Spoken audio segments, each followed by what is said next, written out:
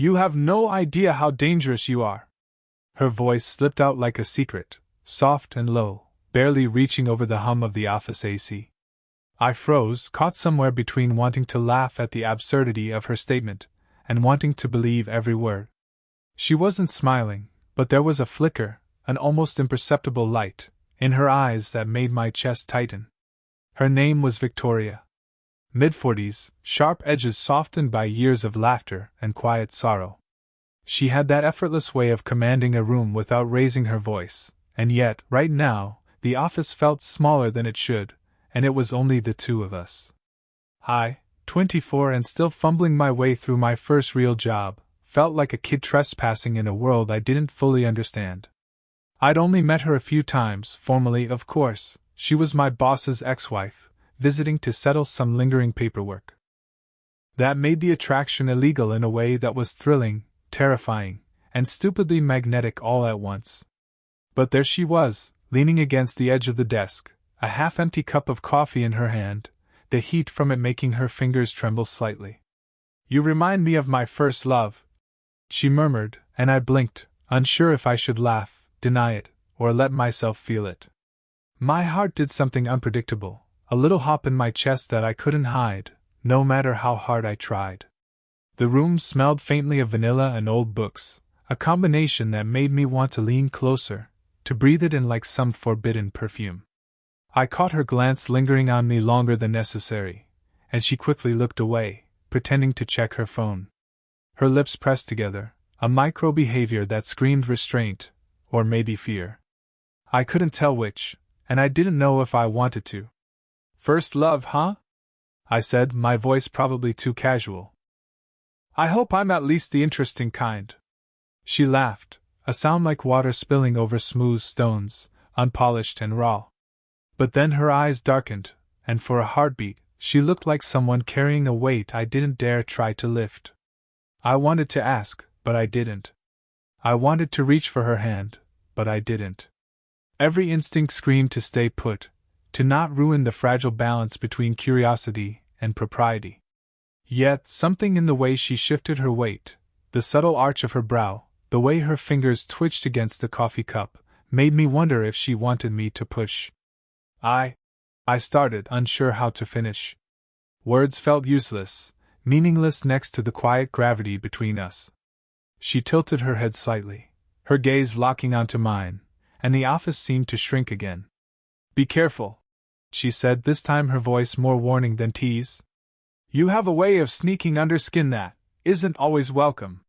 Her warning should have been a wall. Instead, it felt like a key, unlocking something in me that had been waiting for years. We lingered there, quiet and charged, the air humming with what neither of us dared say. I could feel the pull, the invisible tether tightening with every breath. Then the sound came, a sharp, insistent ring of the doorbell. Victoria stiffened, just slightly, but it was enough. My pulse spiked. Whoever it was, it didn't belong in this moment, didn't belong in the fragile bubble we'd carved out. Her eyes flicked to the door, then back to mine, and for the first time, her carefully maintained calm cracked just a little. "What now?" I whispered, barely able to move, barely able to stop imagining that if the world didn't intervene, I'd finally close the distance between us. The doorbell rang again, louder this time. And when she moved toward it, her hand brushing mine, just for a second, I knew everything was about to change. The door clicked shut behind her, and for a moment, the office felt impossibly quiet again, though not in the same way. The air between us had shifted, heavier now, loaded with the things we weren't saying. I watched her move back toward her chair, that subtle grace in every step, and I wondered what it was like to live a life full of regrets she didn't share. She set her coffee down, rubbed at her temple like she was chasing away some persistent headache. Or maybe some memory she couldn't quite escape. "You know," she said finally, without looking at me, "I wasn't always like this. Calm, careful. I used to burn everything down if it wasn't perfect. Maybe that's why it didn't work out with him." Her voice softened, almost hesitant, and I realized she meant my boss, her ex. There was a shadow behind her words, the kind of guilt that lingers in the corners of old photographs. I wanted to ask more, but instead I said nothing. I didn't need to. Silence sometimes carries more than words ever could. You? She asked, and I caught her glance, curious but gentle, as though she was asking permission to see inside me. You've never had someone who stays? I swallowed hard. I wasn't sure what to say. I'd had people, yes, but nothing that left a mark the way this felt already starting to. Something about her, the way she could hold my attention without trying, made me feel exposed. Vulnerable. Not in a bad way. Not entirely. But definitely unprepared. I guess I've been too impatient, I admitted, surprising even myself. Or maybe too scared of what could go wrong. She tilted her head, eyes narrowing just a touch, and I could see her judging, measuring, weighing. And maybe she was scared too. Maybe that's why she stayed just out of reach, why her laughter carried a faint echo of sadness. You're different, she said softly, almost to herself. Most people, they don't look. They don't see. They just take. Her words hit somewhere deep, the kind of statement that makes you remember moments you thought you'd buried. I wanted to tell her that yes, I saw her. Really saw her. The lines around her eyes, the tension in her shoulders, the subtle trembling of her hands when she wasn't expecting anyone to notice. But I didn't. I just nodded, letting the silence swell between us. And then, something small yet electric. Her hand brushed mine as she reached for a pen. Just the lightest touch, nothing intentional, or maybe everything intentional, and the current that ran through me was undeniable. I kept my gaze locked on hers, long enough to feel the air hum, long enough to wonder if she felt it too. The office seemed to shrink again, and suddenly the age difference, the history, the risk, it didn't feel like boundaries. It felt like tension, like possibility. You remind me, she said finally, a little quieter than before, of the kind of person who doesn't wait for permission to feel something. I wanted to tell her that I wasn't afraid. That I wanted to feel this. But the words wouldn't come out. All I could do was let her hand linger near mine for a second longer, and hope she noticed the message my fingers sent without saying a single thing. The phone on her desk buzzed, and she jumped slightly, breaking the moment. Her eyes met mine, just for a beat, charged, knowing, and then she picked it up, hiding her expression behind the screen. But the memory of that touch, the possibility it carried, was already etched into me. I didn't hear the knock at first. It was soft, hesitant, almost like the sound didn't belong in the rhythm of the office. She jumped, just slightly, then froze, hand halfway to her phone. Is someone there? She called, voice steady but threaded with something tighter, sharper. The door cracked open, and for a moment, my stomach sank. Her ex, my boss, stood there, briefcase in hand, frowning as if he'd walked into a place he didn't belong. The tension twisted instantly, like a cord tightening around my ribs. Victoria, he said, and she stiffened, forcing her smile into a shield. I just wanted to drop off some files, nothing important. I wanted to shrink into the corner, disappear, but something in the way she held herself, sharp jaw, shoulders squared, yet trembling slightly, made me stay. I couldn't leave her alone in that moment. He lingered, looking between us, suspicion in his eyes. I could almost feel the unspoken accusation in the air, the kind that doesn't need words to sting. I tried to help. I can take the files, I said, stepping forward, heart hammering. Victoria shook her head. It's fine. I've got it. But the tremor in her hand betrayed her calm. He dropped the files on the desk, giving me a glance that said, I see you, and then left, the door clicking shut behind him. Silence fell again, heavier than before. Her eyes found mine, wide, intense, almost pleading. I wanted to close the distance, wanted to press my lips to hers, but guilt stopped me. The kind of guilt that whispers this is dangerous, this is wrong. I'm sorry, I said, voice low, raw. I shouldn't, sure, she interrupted, brushing her hand against mine again. That touch lingered, daring, a spark in the dim office light. My pulse spiked. Don't say it. Not yet. I wanted to argue, to pull away, to remind myself of the rules. But the memory of her fingers, her gaze, the way her lips had curved when she laughed earlier, too much, too vivid, kept me rooted. Why do you make this so impossible? I muttered more to myself than her. She smiled faintly, almost cruelly, almost teasing, and shook her head. I didn't make this. Life did. You just notice it. We moved closer, a fraction, enough that I could feel the warmth radiating off her.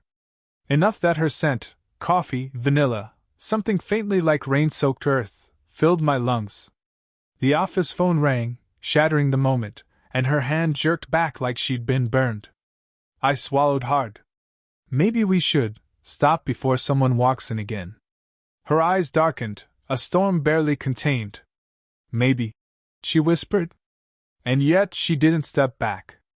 Instead, she let her gaze linger, and I could see it, the pull, the risk, the hunger we were both pretending didn't exist. For a second, we both forgot everything else, the files, the rules, the years between us. We just stood there, drawn together by something neither of us dared name, and I realized that whatever hesitation we had left was slipping fast. Then her phone buzzed again. She glanced at it, her brow knitting. I caught a glimpse of the message, something from him. Her ex. My heart sank, but also, it didn't matter. Not fully. Not yet. Because in that suspended second, I wanted her. I wanted this. And she wanted me too. The office felt smaller now, like the walls were leaning in, pressing us together. The hum of the AC became background noise to the rapid beat of my heart. She was standing too close, her arm brushing mine, her perfume wrapping around me in a way that made it impossible to think clearly. I can't, I started, but she cut me off with that look again. That one that saw everything I was trying to hide, all the guilt, all the longing, all the stupid hope I didn't deserve. I shouldn't feel this, she said, voice trembling slightly, though she tried to steady it. Her fingers twisted around the strap of her bag, knuckles white. I shouldn't want this. I swallowed hard, the words I wanted to say stuck in my throat. I wanted to tell her it was okay, that I wanted it too, that I had been wanting it since the moment I first saw her smile, but I didn't. Instead, I stepped closer, letting the space between us shrink by inches that felt like miles. I'm not thinking about right or wrong, I whispered. I'm thinking about you. Her eyes softened for a heartbeat, and then a flicker of panic flashed across them. She looked toward the door like she expected someone to burst in, like the world might collapse if we let ourselves feel too much. You have no idea what this could mean, she said, her voice low but tense. I've been careful, always careful, and you're reckless. I smiled, though it was shaky, and reached for her hand, but she pulled back, just enough to make my chest ache. Stop, she said, shaking her head, as if trying to convince herself as much as me. I can't do this. Not like this. Her hesitation made me see it all at once, the fear in her eyes, the way she held herself like she was protecting something fragile, and the silent, impossible pull between us. I don't care, I said, voice cracking despite myself. I don't care about perfect, about rules, about everything else. I care about this, right now. You. Her lips parted slightly, and for a second I could have kissed her. I wanted to. The pull was irresistible, a gravitational force I couldn't fight. But then her phone buzzed again, and she jumped slightly, as if that sound was the tether keeping her anchored to reality. She looked at the screen, then back at me, eyes glistening. I shouldn't, she whispered.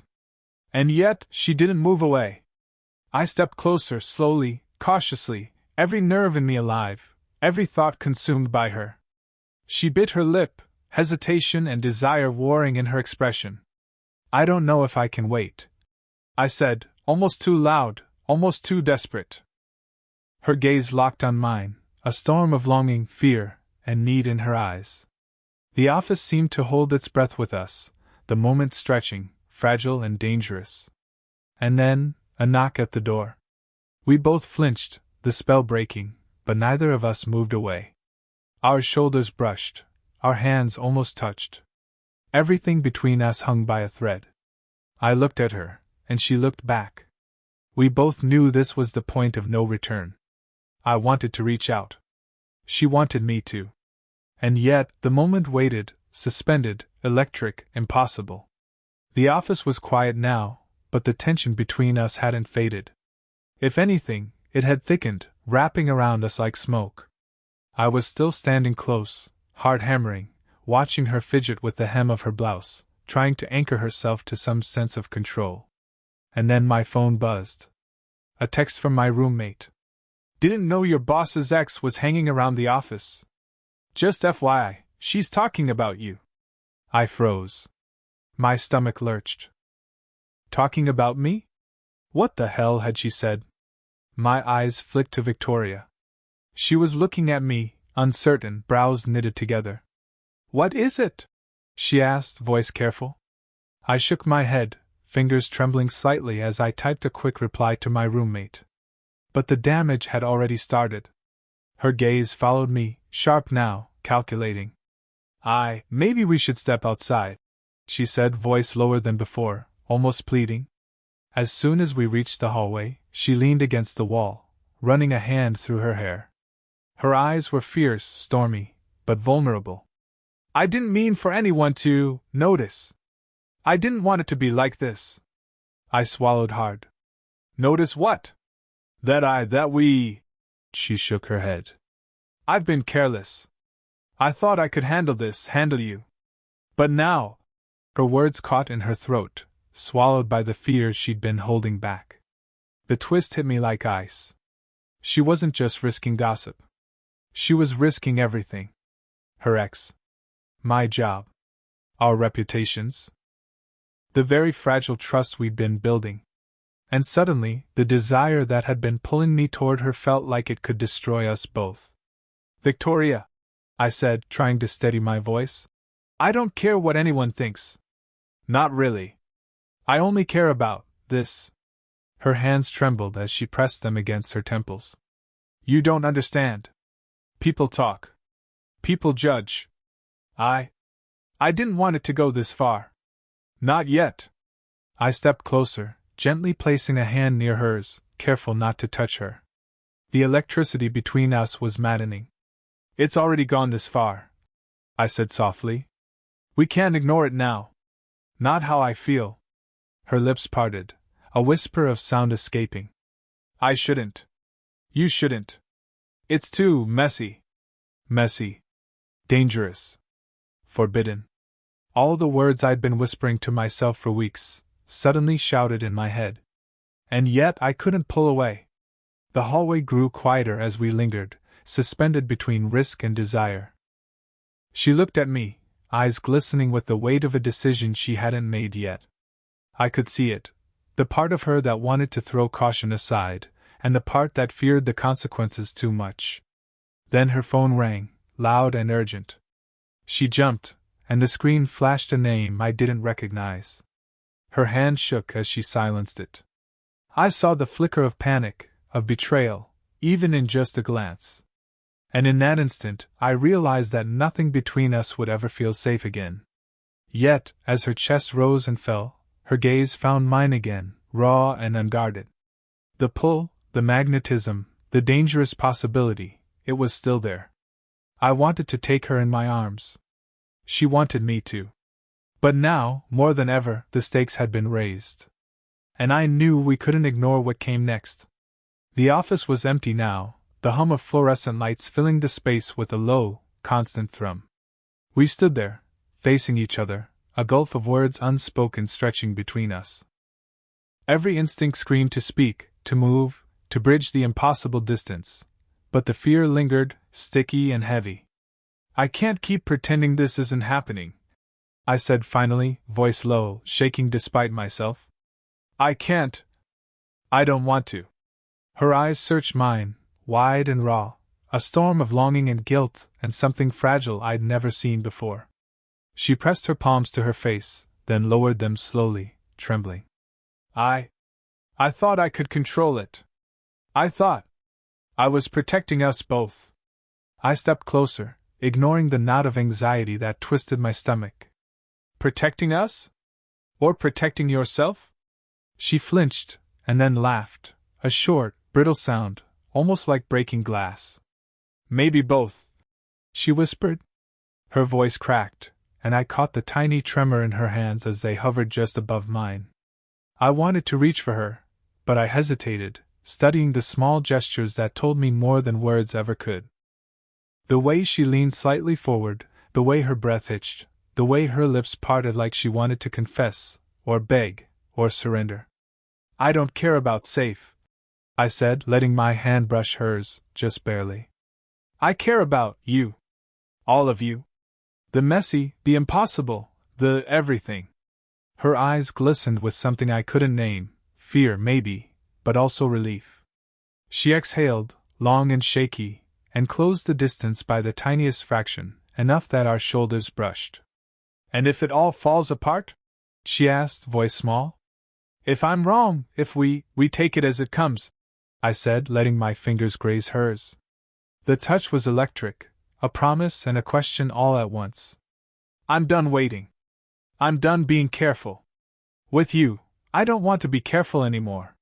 For a heartbeat, she just stared at me, lips slightly parted, eyes reflecting the turmoil inside her. Then she leaned closer, and I felt the pull, an irresistible gravity that made it impossible to think about consequences, impossible to step back. And then, she stopped. A flicker of doubt, of hesitation, of fear, held her in place. She tilted her head, searching my eyes as if asking permission, as if checking if I could survive the risk as much as she could. I nodded slightly, silently, desperate, patient. I can, I said. I'll risk it. You are worth it. Her hand brushed mine again, lingering this time, and the air between us seemed to crackle with a tension I could almost taste. The moment stretched, messy and raw, and I knew, whether we acted fully or not, it had changed everything. She let out a shaky breath, leaning forward just enough that I could feel the warmth of her presence, but not enough to cross the line we both feared to cross. The office door clicked somewhere down the hall, a reminder that the world outside existed, that the rules, the risks, the judgment were still waiting. Yet here, in this suspended second, nothing else mattered. Not her ex. Not gossip. Not fear. Only us. And maybe, just maybe, we would survive it. Or maybe the next step would ruin everything. The office was quiet again, but it didn't feel the same. That tension, that pull between us, hadn't vanished. It had settled into something warmer, something steady, like a candle flickering in a dark room. Victoria leaned against her desk, shoulders relaxed for the first time in hours, maybe days. I stayed close enough to feel her presence, but far enough to let the moment breathe. No words rushed out. We didn't need them. I never expected this, she murmured, voice low, carrying a trace of wonder. I thought I'd lost the chance to feel this way again. With anyone. I reached for her hand this time, letting our fingers entwine naturally. No hesitation, no fear, just that quiet, grounding connection that said everything I couldn't put into words. I didn't either, I admitted. And now, I can't imagine letting it go. Her lips curved in a soft, unguarded smile, the kind that held memories of laughter, regret, longing, all stitched together into something fragile and alive. For a long second, we just stood there, hand in hand, letting the silence stretch. Outside, the world continued on, unaware of the small miracle unfolding in a quiet office. The risks, the gossip, the what-ifs, all still existed. But for once, they didn't matter. Not here. Not now. You think people will talk? She asked, a teasing lift at the corner of her mouth. I shrugged, grinning despite myself. Let them. This us, it's worth it. Her eyes softened, glistening faintly as she squeezed my hand. I never thought I'd feel seen like this again, she said, voice catching. Like really seen. I swallowed hard, knowing that she was offering more than words. She was offering trust, surrender, possibility. And I took it, gently, reverently, as if handling something delicate enough to break with a wrong move. We didn't rush. We didn't need to. Every glance, every brush of fingers, every shared breath was a promise that we'd find our way forward, messy and human as it might be. The office door opened and closed somewhere down the hall, a reminder that life waited beyond these walls. But in this space, in this moment, we were allowed to exist as we were, imperfect, vulnerable, alive. "I guess this is our beginning," she said, letting a small laugh slip through. I nodded, feeling it in my chest, a warmth I hadn't expected to find so soon. "Yeah. Our beginning." We lingered there a moment longer, hands entwined, hearts full of unspoken words, knowing that the path ahead might be difficult, but certain in one thing: we'd face it together. And as we finally stepped toward the door, toward the world outside, a sense of quiet hope settled over me. Bittersweet, yes, because nothing was simple. But real, human, and ours.